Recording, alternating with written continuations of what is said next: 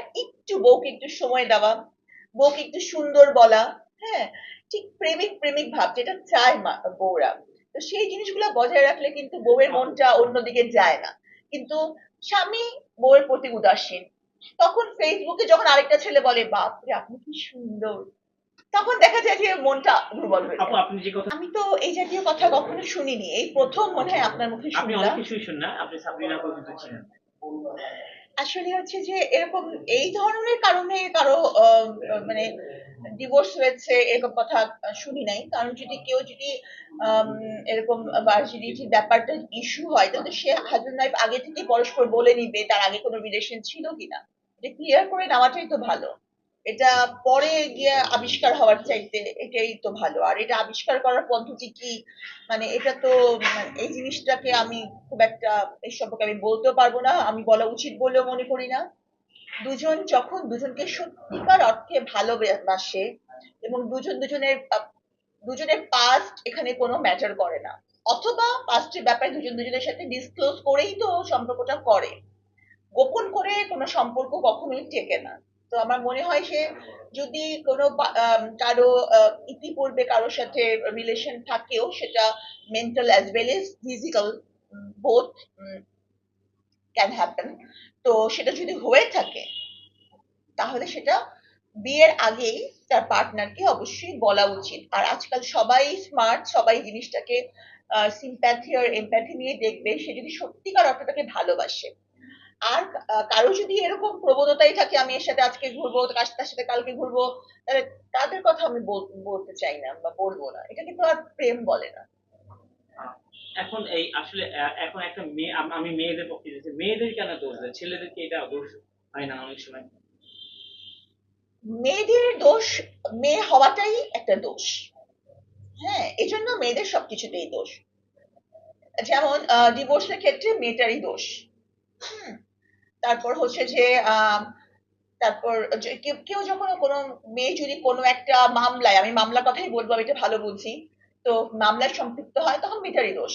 যেমন আমার মামলায় আমি হচ্ছে এক নম্বর আসামিও না, আমি এজাহারের আসামিও না, আমি কিছু না, কিন্তু তারপরে সবাই কি চেনে, এটা সাবিনার মামলা।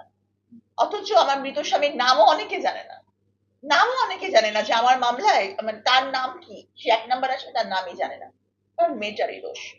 বা যেমন বিয়ের আগে আমার হাজবেন্ডের মাল্টিপল রিলেশন ছিল, সেটা আমারই দোষ। বা বিয়ের আগে উনি রিহ্যাবে ছিলেন, সেটাও আমারই দোষ। হ্যাঁ। তো আসলে হচ্ছে যে মেয়েদের দোষ বার করাটা খুব ভাল লাগে। ছেলেদেরও মেয়েদের দোষ দেখতে ভালো লাগে, আবার মেয়েদেরও মেয়েদের দোষ দেখতে ভালো লাগে। সমস্যাটা হচ্ছে এখানেই। তো যতদিন না আমরা নিজেরা এই থেকে বের হয়ে না আসতে পারবো। যেমন রিসেন্টলি আপনার একটা খুব পাশবিক ঘটনা, মানে নারকীয় ঘটনা আমি বলবো, পাশবিক বলাটা ঠিক হবে না, মৌমিতার গ্যাং রেপ। একজন চিকিৎসক মেয়ের গ্যাং রেপ সম্পর্কে আপনারা সবাই শুনেছেন। তো হ্যাঁ বলেন। তো সবচেয়ে অবাক করা বিষয়, অনেকেই অবাক হয়েছেন যে তার হাত চেপে ধরেছিল, কর্মস্থলে এই ঘটনাটা ঘটেছে, এবং তার হাত চেপে ধরেছিল তারই এক নারী কলিগ। কিন্তু অবাক হওয়ার কিছু নাই, কারণ নারীরা যে নারীদের শত্রু হতে পারে বা এরকম ভয়ঙ্কর ঘটনা মানে দোষর হতে পারে, সেটা আমি বুঝেছি যখন আমি মামলা খেয়েছি। কারণ তখনও আমার কিছু নারী কলিগ আমার সম্পর্কে উল্টাপাল্টা কথা বলেছে। তো যতদিন না পর্যন্ত মেয়েরা মেয়েদের সম্পর্কে একটা ভালো গুড ফিলিংস না আসবে, বা একটা ভ্রাতৃত্ববোধ বা সৌহার্দ্য না হবে, পরস্পরকে দোষারোপ দেওয়ার প্রবণতা না মানে কম না কমবে, ততদিন পর্যন্ত মেয়েদেরকে সবাই এভাবেই চাপতে থাকবে। হ্যাঁ। আপনি কি মনে করেন সমাজে সবচেয়ে বেশি নারীরা নির্যাতিত বা পুরুষরা কাকে মনে করছেন? অবশ্যই নারীরাই নির্যাতিত। নারীরা যুগে যুগে নির্যাতিত। কোনো কোনো সময় নারীরা নিজেও নির্যাতন করে, কিন্তু সেটা পুরুষের প্রতিনিধি হিসাবেই, সেটা সে নিজেও বুঝতে পারে না। যেমন ধরেন একটা শাশুড়ি যখন তার ছেলের বউকে নির্যাতন করে বা যৌতুকের জন্য, তখন কিন্তু সে ছেলের মা হিসাবে নির্যাতন করে। হ্যাঁ। তো ওই নির্যাতনটা ওই ছেলের কারণে। আমি আমি কিন্তু খুব একটা নারীবাদী না, যে আমি নারীবাদী আপনি ভাববেন যে আমি নারীদের পক্ষে বলছি, কিন্তু সত্যিকার অর্থেই নারীরা নির্যাতিত, নারীরা নিষ্পেষিত।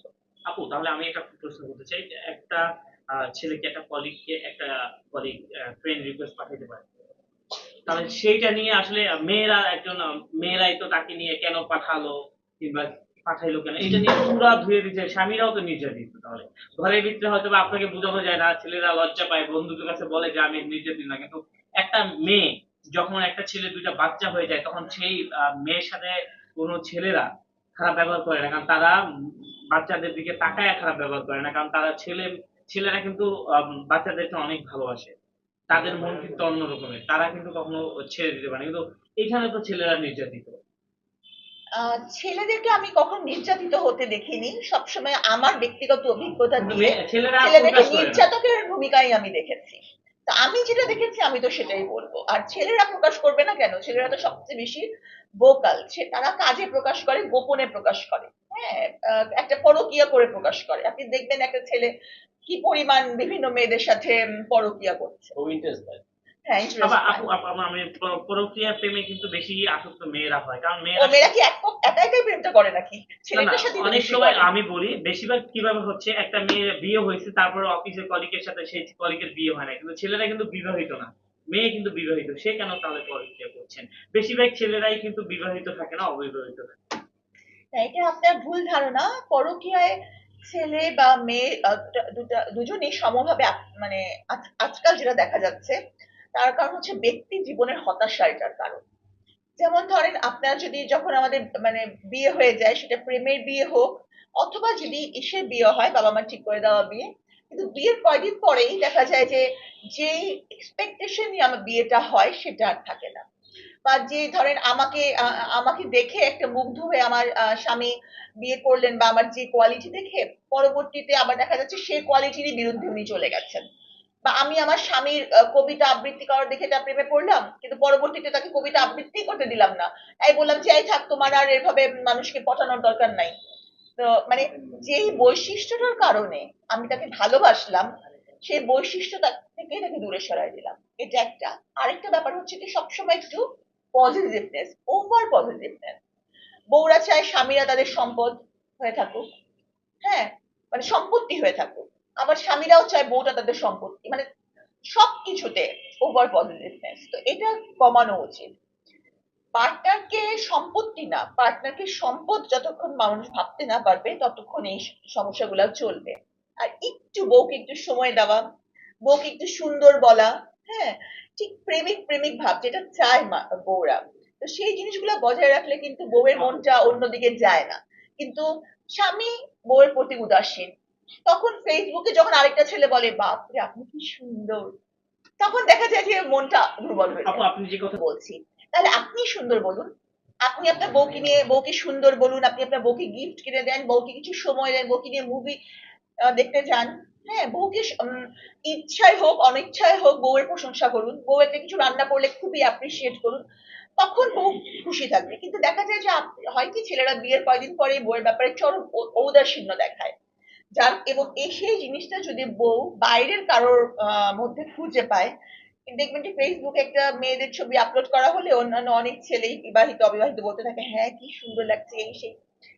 প্রশংসায় কিন্তু স্বয়ং আল্লাহ পাক প্রশংসা পছন্দ করেন।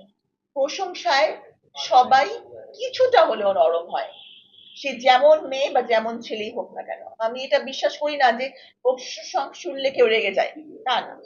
প্রশংসায় সবাই বিগলিত হয়। তো এই সুযোগটাই বাইরে পুরুষকে আমরা কেন দিব, তাই না?